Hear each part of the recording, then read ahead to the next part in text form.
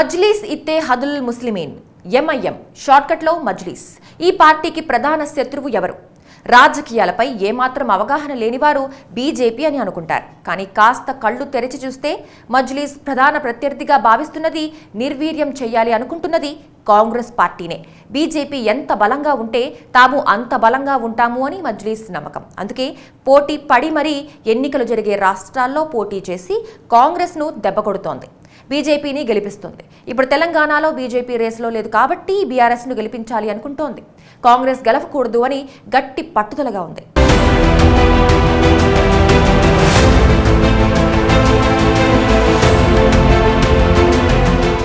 తెలంగాణతో పాటు మరో 5 రాష్ట్రాల్లో ఎన్నికలు జరుగుతున్నాయి. ఎంఐఎం మిజోరాం మినహా 4 రాష్ట్రాల్లోనూ పోటీ చేస్తోంది. తెలంగాణలోనూ పోటీ చేస్తోంది. అయితే 7-8 స్థానాల్లోనే పోటీ చేస్తుంది. కానీ మధ్యప్రదేశ్, రాజస్థాన్, ఛత్తీస్గఢ్లలో మాత్రం పదుల సంఖ్యలో పోటీ చేస్తోంది. హైదరాబాద్ కేంద్రంగా ఉన్న మజ్లీస్ తెలంగాణలో అతి తక్కువ పోటీ చేసి ఇతర రాష్ట్రాల్లో ఎందుకు ఎక్కువగా పోటీ చేస్తోంది? ఇక్కడే ఉంది అసలు రాజకీయం. తెలంగాణలో పోటీ చేయకుండా కాంగ్రెస్ను నష్టపరచాలి అని అనుకుంటోంది. ఇతర రాష్ట్రాల్లో పోటీ చేసి నష్టం చెయ్యాలి అనుకుంటోంది. తెలంగాణలో ప్రధాన పోటీ అధికార బీఆర్ఎస్, ప్రతిపక్ష కాంగ్రెస్ మధ్యే ఉందని రాజకీయ వర్గాలు అంచనా వేస్తున్నాయి. కొన్ని చోట్ల బీజేపీ ప్రభావం చూపే పరిస్థితులు కనిపిస్తున్నాయి.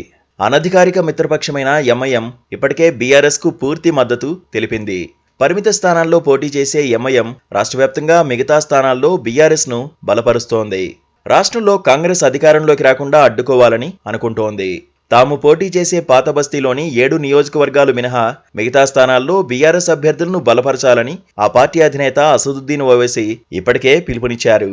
రాష్ట్రంలో దాదాపు 12.7% ముస్లిం సామాజిక వర్గానికి చెందిన వారు ఉన్నారు.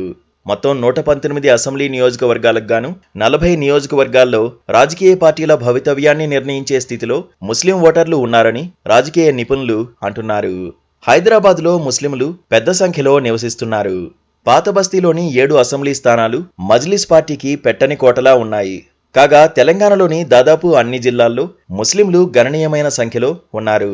హైదరాబాద్, రంగారెడ్డి, మహబూబ్ నగర్, నల్గొండ, మెదక్, నిజామాబాద్, కరీంనగర్ జిల్లాల్లో ముస్లింలు అధికంగా ఉన్నారు. తెలంగాణ సామాజిక అభివృద్ధి నివేదిక 2017 ప్రకారం హైదరాబాద్లోనే 1.73 మిలియన్ల మంది ముస్లింలు నివసిస్తున్నారు. ఇది నగర జనాభాలో 4వ వంతు. రాష్ట్ర ముస్లిం జనాభాలో 43.5% నగరంలోని 24 అసెంబ్లీ స్థానాల పరిధిలోనే ఉన్నారు. ముస్లిం జనాభా అధికంగా ఉన్న రాష్ట్రంలోని మిగతా ప్రాంతాల్లోనూ మజ్లిస్ పార్టీకి మంచి పట్టు ఉన్నట్లు భావిస్తున్నారు. 2014-2018 అసెంబ్లీ ఎన్నికల్లో మెజారిటీ ముస్లింలు టీఆర్ఎస్కు మద్దతిచ్చారు.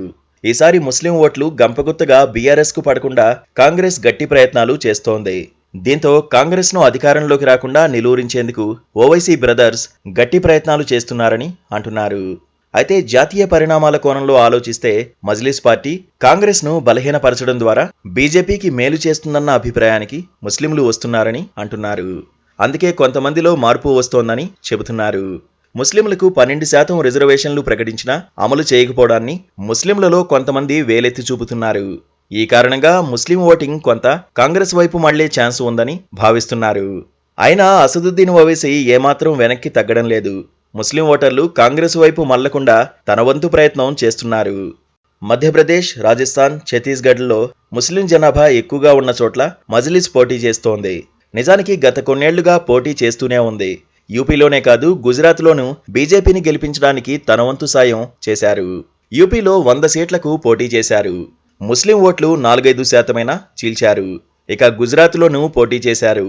చాలా సీట్లలో కాంగ్రెస్ విజయావకాశాల్ని దెబ్బతీశారు. అసదుద్దీన్ బీజేపీని ఓడించడమే లక్ష్యమని చెబుతూ ఉంటారు. బీజేపీని బద్ద శత్రువుగా పరిగణిస్తుంటారు. బీజేపీ కూడా అంతే. అందుకే బీజేపీని ఓడిస్తామని బరిలోకి దిగుతున్నామని చెబుతూ ఉంటుంది. కానీ ఆ పార్టీ పోటీ చేయడం వల్ల ఓట్లు చీలి అంతిమంగా బీజేపీకి లాభిస్తోంది. మహారాష్ట్ర, బీహార్తో పాటు పలు రాష్ట్రాల్లో జరిగింది అదే. మతతత్వ బీజేపీని ఓడించడానికంటూ బలం లేని రాష్ట్రాల్లో కేవలం ముస్లిం ఓట్లను చీల్చడానికి ఓవైసీ పోటీ చేయడం వివాదాస్పదం అవుతోంది. నిజంగా బీజేపీని ఓడించాలంటే ప్రత్యర్థి పార్టీలతో పొత్తులు పెట్టుకుని కొన్ని సీట్లు తీసుకుని వారికి సహకరించాలి. కానీ మజ్లిస్ అలా ఎప్పుడూ చేయదు. సొంతంగా పోటీ చేసి ముస్లిం ఓట్లను చీలుస్తుంది. ముస్లింలు ఎంఐఎంకు ఓటేస్తే బీజేపీకి నష్టం ఉండదు. ప్రత్యర్థుల ఓట్లే చీలుతాయి. బీహార్ అసెంబ్లీ ఎన్నికల్లో ఎంఐఎం పోటీ చేసిన అనేక స్థానాల్లో బీజేపీ అభ్యర్థులు స్వల్ప తేడాతో గెలుపొందారు. అక్కడ ఎంఐఎం పోటీతో జేడీయూ అభ్యర్థులకు పడాల్సిన ఓట్లు చీలిపోయాయి. ఈ కారణంగా బీజేపీ కూటమి ప్రభుత్వం ఏర్పడింది. మహారాష్ట్రలో ఎన్సీపీ, కాంగ్రెస్ కూటమి అభ్యర్థులు భారీగా ఓడిపోవడంలో ఎంఐఎం చీల్చిన ఓట్లే కీలకం. అక్కడ శివసేన కలవడంతో వారు ప్రభుత్వాన్ని ఏర్పాటు చేశారు. యూపీలో మజ్లిస్ పోటీ చేస్తే ముస్లిం ఓట్లు సమాజ్వాదీ పార్టీ నుంచి చీలిపోయాయి. అది బీజేపీ నెత్తిన పాలుపోసినట్లయింది.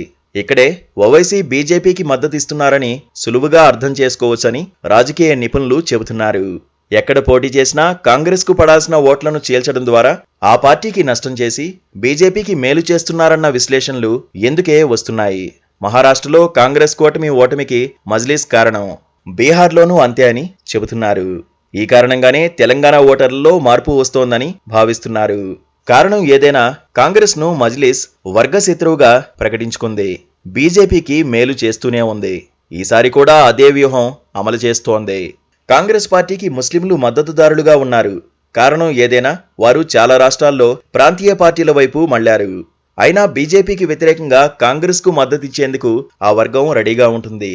బెంగాల్లో తృణమూల్ను ఓడించడానికి ముస్లిం ఓటర్లను మమతా బెనర్జీ పార్టీకి కాకుండా చేసి బీజేపీని గెలిపించేందుకు అసదుద్దీన్ ప్రయత్నించారు.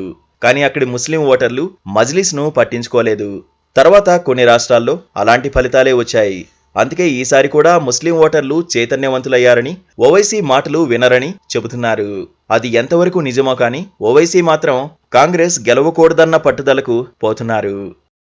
రాజకీయం అంటే మనం ప్రత్యర్థి బలంగా ఉంటే మనం కూడా బలంగా ఉంటాం. ఏ ప్రత్యర్థి ఉంటే మనకు బలం ఉంటుందో ఆ ప్రత్యర్థిని కూడా కాపాడుకోవాలి. మజ్లిస్ అదే చేస్తోంది. అందుకే పాత బస్తీలో మరో పార్టీ అడుగు పెట్టడం లేదు.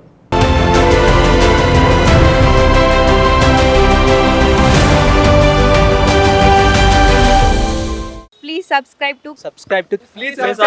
subscribe to KTV Telugu. KTV Telugu. KTV Telugu. KTV Telugu channel.